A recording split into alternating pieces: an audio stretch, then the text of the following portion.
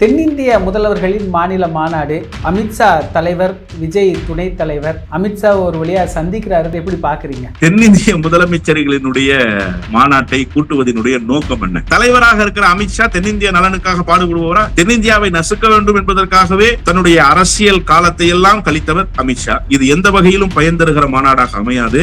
இது ஒப்புக்காக விஜய்க்கு ஒரு சிறப்பு அந்தஸ்தை உருவாக்கி தர வேண்டும் என்பதற்காக பாஜக கொள்ளைப்புற வழியாக விஜய்க்கு செய்து கொடுக்கிற உதவியாகத்தான் இருக்கு. அண்ணன் மு.க. ஸ்டாலின் இதே டீலிமிட்டேஷனுக்காக ஒட்டுமொத்த இந்திய துணை கண்டத்தையும் அழைத்து வந்தாரு. மாநிலத்தில் ஆளுமை செலுத்தக்கூடிய எல்லா தலைவர்களையும் அழைத்து கொண்டு வந்து சென்னையிலே ஒரு கூட்டத்தை நடத்தினார். அப்படிப்பட்ட வலிமை மிக்க கூட்டத்தை நடத்துகிற திராணியும் தெம்பும் விஜய்க்கு இருக்கா?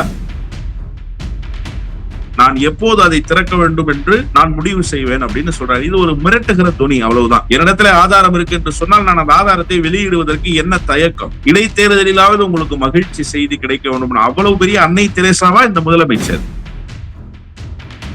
இவருடைய கட்டுப்பாட்டில் இருக்கக்கூடிய காவல்துறை நீதிமன்றம் சொன்னதையும் மதிக்காமல் கைது செய்ததனுடைய பின்னணி என்ன? இந்த அளவுக்கு ஒரு காட்டாட்சி தர்பாரை கட்டவிழ்த்து விடுகிற முதலமைச்சராக இருக்கிற இந்த முதலமைச்சர் தான் எதிர்க்கட்சிகள் மகிழ்ச்சி அடைய வேண்டும் என்பதற்காக நான் என்னுடைய மேஜையின் மேல் வைக்கப்பட்டிருக்கின்ற அந்த கோப்புகளை இப்போதைக்கு திறக்காமல் இருக்கிறேன் என்று சொல்கிறார். முதலமைச்சரிடத்திலே எந்த ஆவணமும் இல்லை. நான் உறுதியாக சொல்கிறேன், ஆவணங்கள் இருந்திருக்குமே ஆனால், சாட்சியங்கள் சிக்கி இருக்குமே ஆனால் உடனடியாக நடவடிக்கைக்கு முடுக்கி இருப்பார் இந்த முதலமைச்சர். ஆட்சிக்கு வந்ததுல இருந்து பார்ட்டி பண்டு இருக்கு ஊழல் இருக்கு இந்த மாதிரியே பேசிக்கிட்டு இருக்கிறது. துப்பாக்கி படத்துல வர மாதிரி பஞ்ச் டைலாக்கு இப்படியே பேசிக்கிட்டு தமிழ்நாட்டு அரசியலை நகர்த்தி கொண்டு போயிட முடியுமா சார்? முதுகெலும் உள்ள திராணி உள்ள தெம்புள்ள முதலமைச்சராக ஜோசப் விஜய் வெளிப்பட்டிருப்பாரே ஆனால் எப்படி என்னை வர வேண்டாம் என்று சொல்லலாம்? இந்தியாவுடைய தொகுப்புக்குள் தானே கர்நாடகாவும் தமிழ்நாடும் இருக்கிறது என்று ஒன்றிய அரசை பார்த்து கேள்வி இருக்க வேண்டுமா இல்லையா? இந்த முதலமைச்சர் சினிமா வசனத்தை பேசிவிட்டு சினிமா ஹீரோவை போலவாவது இருக்காரா? அதுவும் இல்ல. காமெடி நடிகரை போல இந்த சினிமா நடிகர் மாறி இருக்கிறார்.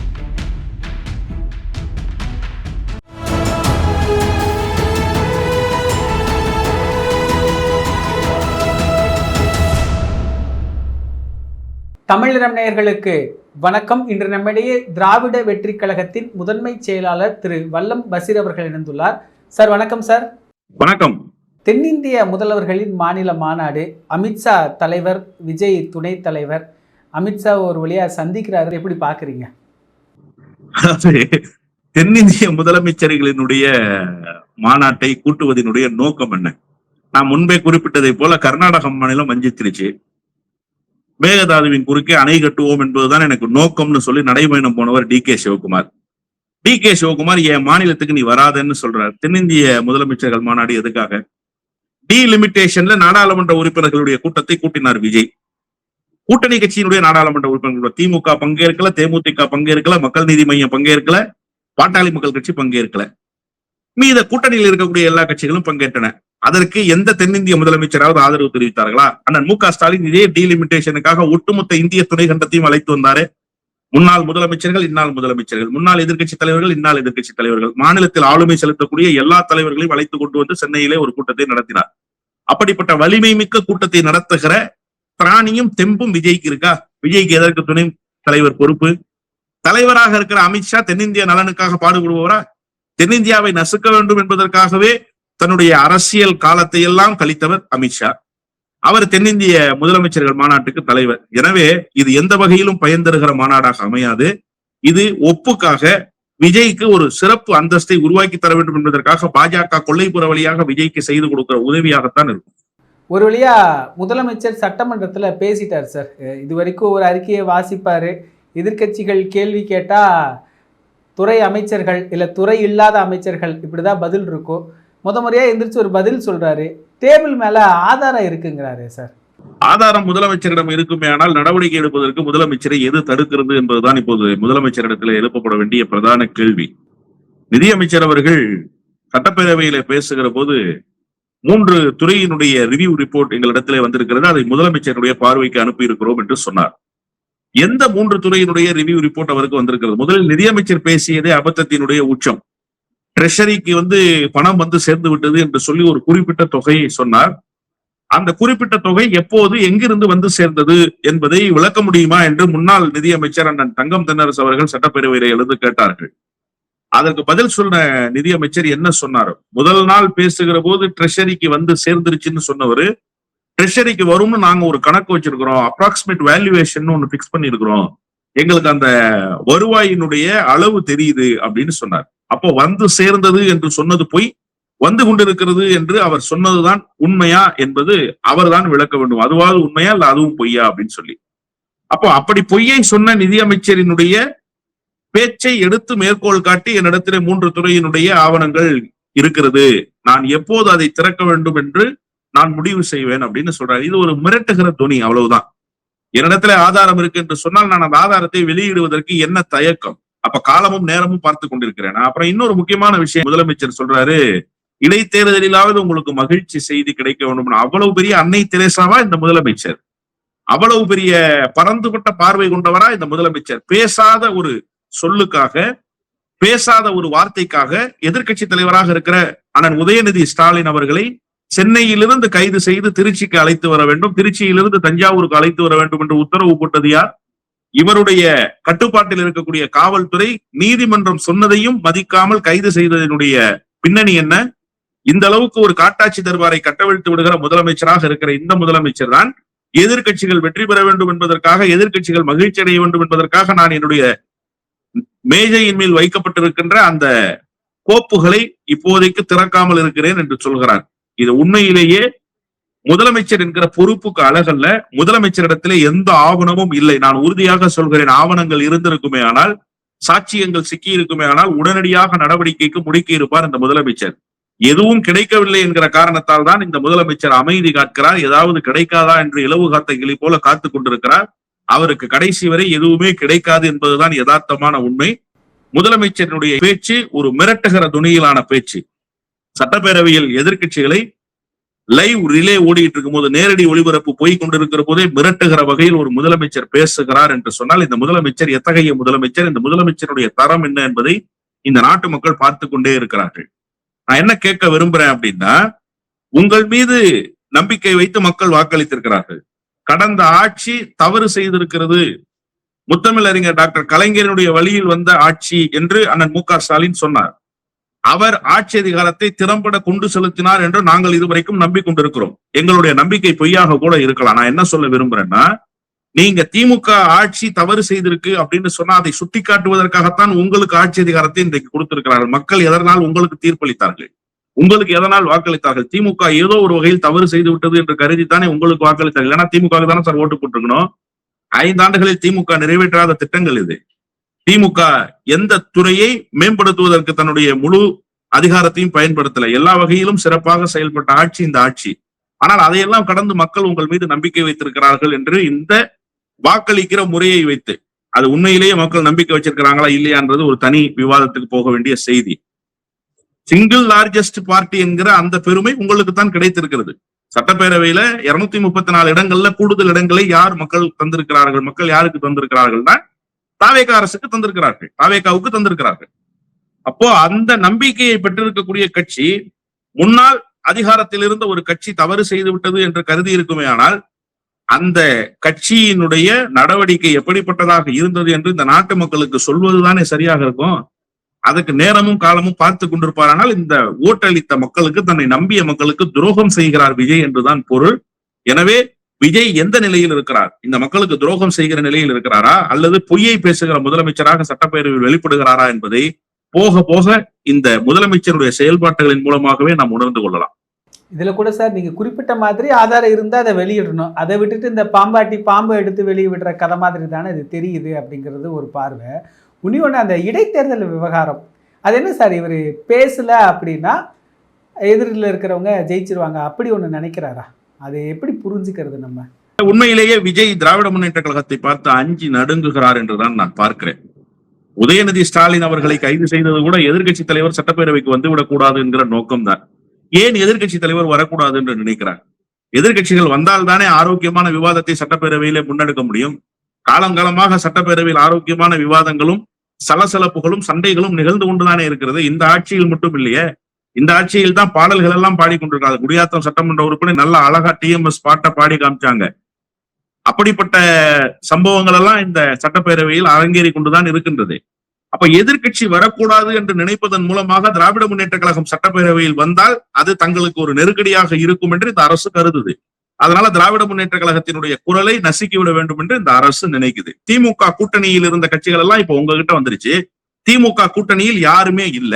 திமுக தனித்து விடப்பட்டதாக உங்களுடைய கட்சியின் நிர்வாகிகள் தான் பேசுகிறார்கள், உங்கள் கூட்டணியில் இருந்தவர்கள் தான் பேசுகிறார்கள். ஏன் திராவிட முன்னேற்ற கழகத்தை பார்த்து நீங்கள் இவ்வளவு பயப்படுகிறீர்கள்?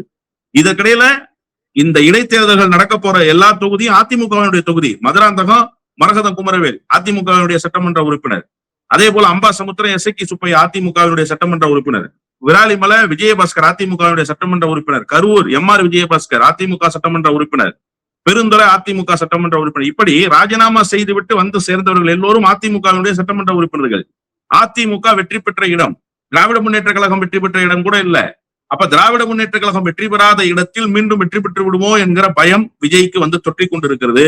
அதன் பொருட்டு தான் சட்டப்பேரவையில அவரையும் அறியாமல் அவர் பேசிவிட்டார் என்றுதான் நான் பார்க்கிறேன். இதுல ஆட்சிக்கு வந்ததுல இருந்து பார்ட்டி பண்டு இருக்கு ஊழல் இருக்கு இந்த மாதிரியே பேசிக்கிட்டு இருக்கிறது ஒரு சினிமா டைலாக்கு.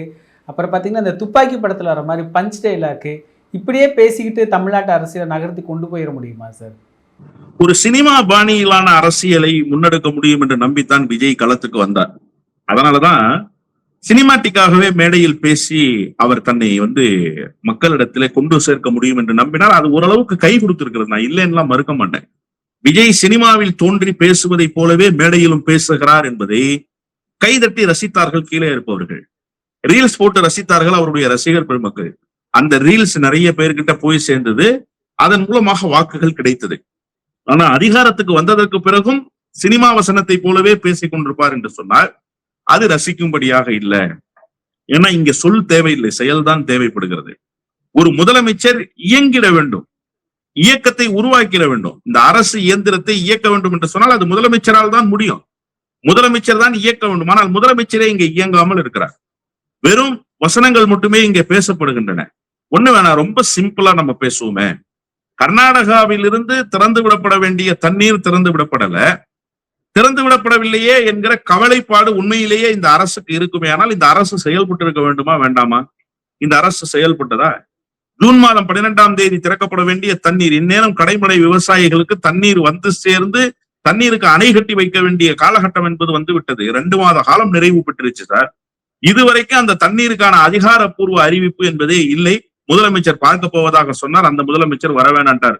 முதுகெலும்புள்ள திராணியுள்ள தெம்புள்ள முதலமைச்சராக ஜோசப் விஜய் வெளிப்பட்டிருப்பாரே. ஆனால் எப்படி என்னை வர வேண்டாம் என்று சொல்லலாம்? இந்தியாவுடைய தொகுப்புக்குள் தானே கர்நாடகாவும் தமிழ்நாடும் இருக்கிறது என்று ஒன்றிய அரசை பார்த்து கேள்வி இருக்க வேண்டுமா இல்லையா? குறைந்தபட்சம் கர்நாடகாவுக்கு கண்டனம் தெரிவித்திருக்க வேண்டுமா இல்லையா? செய்தார்களா?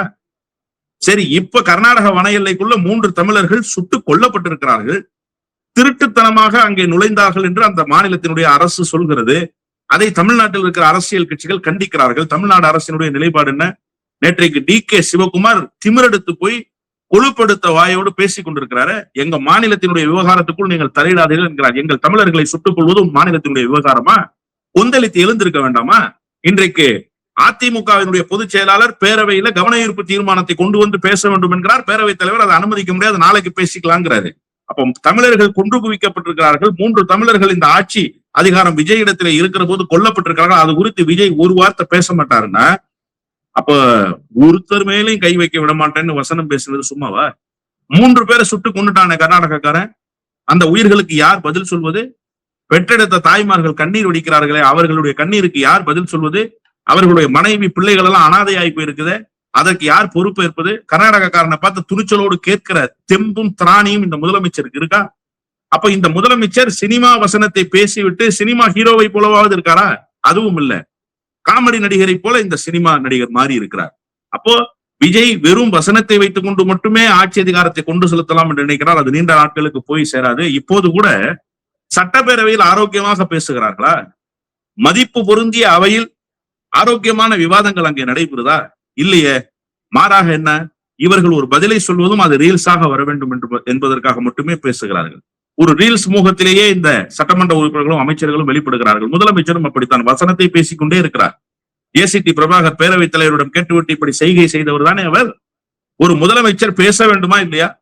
துறை சார்ந்த விளக்கத்தை தர வேண்டுமா இல்லையா? கைது செய்யப்பட்டு லாக்கப்பிலே வைக்கப்பட்டிருந்த கன்னியாகுமரியை சேர்ந்த ஒருவர் லாக்கப் டெத்தில் செத்துப்பிட்டார் சார். கடந்த ஆட்சியில இதே போல சிவகங்கை மாவட்டத்தில் ஒரு வழக்கு, உடனடியாக இறந்தவரினுடைய தாயாரை அழைத்து பேசினார் அண்ணன் மு க ஸ்டாலின். மறந்துடக்கூடாது. நீங்க கவலைப்படாதீங்கம்மா, துரித கதியில் நடவடிக்கை எடுக்க சொல்லியிருக்கேன், அதிகாரிகளுக்கு உத்தரவு போட்டிருக்கேன். அந்த கண்ணீரை துடைப்பதற்காக அங்கிருந்து அழைத்தார். அவர் சென்னையிலிருந்து அழைத்து சிவகங்கையில அந்த பாதிக்கப்பட்ட குடும்பத்திடம் பேசினார். இங்க கன்னியாகுமரியில ஒரு குடும்பம் பாதிக்கப்பட்டிருக்க, சிறை கொட்டடியில் அடைக்கப்பட்டிருந்த அந்த தோழர் மறைந்து போயிருக்கிறாரு, லாக்அப் டெத் தான் காரணம்னு வழக்கு பதிவாயிருக்க, நீங்க பேசுனீங்களா? இந்த அரசு என்ன சொல்லுது? ஊழலை தடுப்பேன். இந்த அரசு என்ன சொல்லுது? கஞ்சா போன்ற போதைப் பொருட்களினுடைய நடமாட்டத்தை தடுத்துட்டோம் நாங்க அப்படின்னு சொல்லுது. இந்த 100 நாட்கள் நீங்க என்ன செய்து கிழித்திருக்கிறீர்கள்? தம்பி அமுதன் படுகொலை செய்யப்பட்டிருக்கிறானே கோவையில, எதுக்காக படுகொலை செய்யப்பட்டான்? இந்த போதைப் பொருள் நடமாட்டம் குறித்து காவல்துறைக்கு தகவல் சொன்ன காரணத்தால், காவல்துறைக்கு தகவல் தெரிவிக்கப்பட்டதற்கு பிறகு 20 பேர் சூழ்ந்து கொண்டு அந்த தம்பியை படுகொலை செய்கிறார்கள். இது வரைக்கும் கண்டனம் உண்டா? இதுவரைக்கும் நடவடிக்கை உண்டா இந்த அரசு? இதுவரைக்கும் அந்த பாதிக்கப்பட்ட குடும்பத்துக்கு ஆறுதல் சொல்லி பேசினாரா முதலமைச்சர்? இங்க திருவெற்றியூர்ல ஒரு தம்பி அதே போல போதைப் பொருள் பயன்பாட்டு குறித்து தகவல் தெரிவித்த காரணத்தால் ஒரு கும்பல் சூழ்ந்து கொண்டு அவரை படுகொலை செய்திருக்கிறது. ஆதவ அர்ஜுன் பாக்குறதுக்கு போனார், ராஜ்மோகன் பாக்குறதுக்கு போனார், விரட்டி அடித்தார்கள் அங்க இருக்கிற தாய்மார்கள். அன்னைக்கு போயிட்டு திரும்பி வந்தவங்க தான் இது வரைக்கும் அதை பத்தி பேசல. 5 நாள் ஆச்சு இன்னைக்கு. அப்ப இது குறித்தெல்லாம் பேச மாட்டார் ஒரு முதலமைச்சர். இது குறித்தெல்லாம் கேள்வி கேட்டால் பதில் சொல்ல மாட்டார். வெறும் சினிமா வசனத்தை மட்டுமே சட்டப்பேரவையிலும் பேசுவார் என்று சொன்னால், விஜய் திரைப்படங்களில் நடித்தது மட்டுமல்ல, இப்போது தமிழ்நாட்டு அரசியல் களத்திலும் சட்டப்பேரவையிலும் நடித்துக் கொண்டே இருக்கிறார். நிகழ்கால அரசியல் குறித்து பல தகவல்களை பகிர்ந்து கொண்டதுக்கு நன்றிங்க சார். நன்றி. இதே போன்று நிகழ்கால அரசியலின் சாரம்சங்களை அரசியல் ஆளுமைகளின் நேர்காணல் வழியே தொடர்ந்து காண தமிழ் நிறம் வலையொலியை சப்ஸ்கிரைப் செய்யுங்கள். தங்களின் மேலான கருத்துக்களை கருத்துளை பெட்டியில் பதிவிடுங்கள். நன்றி, வணக்கம்.